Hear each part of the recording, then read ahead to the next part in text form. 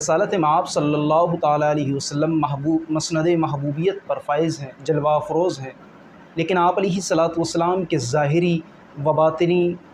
ظاہری طور پر بھی اور باطنی طور پر بھی حضور علیہ الصلاۃ والسلام حسن و کمالات کے اعلیٰ درجے پر فائز ہیں۔ آپ علیہ الصلاۃ والسلام ظاہری و باطنی طور پر حسن و کمالات میں بے مثل اور بے نظیر ہے۔ کسی شخص کا ایمان اس وقت تک مکمل نہیں ہو سکتا، ایمان کی تکمیل کے لیے یہ عقیدہ رکھنا ضروری ہے کہ حضور علیہ الصلاۃ والسلام ظاہری و باطنی دونوں طور پر، ظاہری و باطنی طور پر اعلیٰ درجے پر فائز ہیں۔ ملا علی قاری اور ابراہیم بیجوری، امام قسطلانی، امام سیوطی، دیگر علماء نے مختلف الفاظات میں عبارتوں کو نقل کیا جس کا معنی و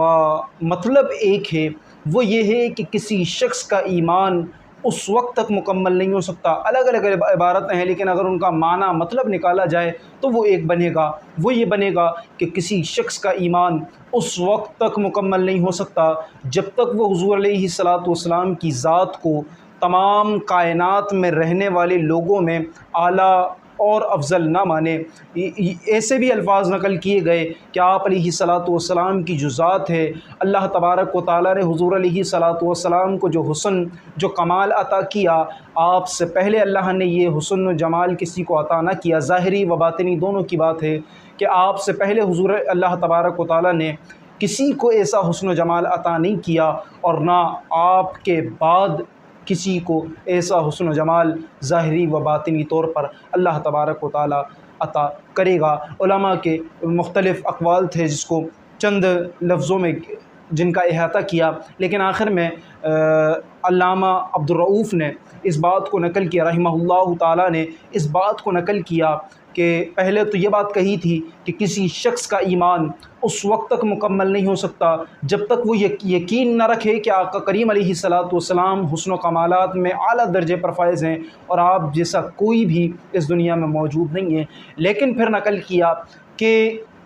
ایمان کے مکمل ہونے کے لیے، ایمان کی تکمیل کے لیے یہ عقیدہ رکھنا ضروری ہے۔ اگر یہ عقیدہ نہ رکھا تو اس شخص کا ایمان مکمل نہ ہوگا۔ ایمان کی تکمیل کے لیے یہ عقیدہ رکھنا ضروری ہے کہ حضور علیہ الصلاۃ والسلام کی ذات میں پائے جانے والے محاسن و محامد، آپ علیہ الصلاۃ والسلام کی ذات میں پائے جانے والے حسن و کمالات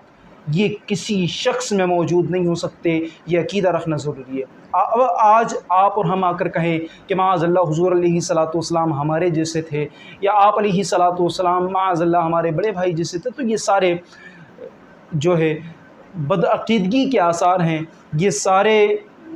بدعقیدگی کے آثار ہیں۔ بات یہاں ختم ہو گئی کہ یہ عقیدہ رکھنا ضروری ہے کہ آپ علیہ الصلاۃ والسلام میں جو کمالات اللہ تبارک و تعالیٰ نے، جو حسن و جمال اللہ تبارک و تعالیٰ نے حضور علیہ الصلاۃ والسلام پر رکھا، دیا، یہ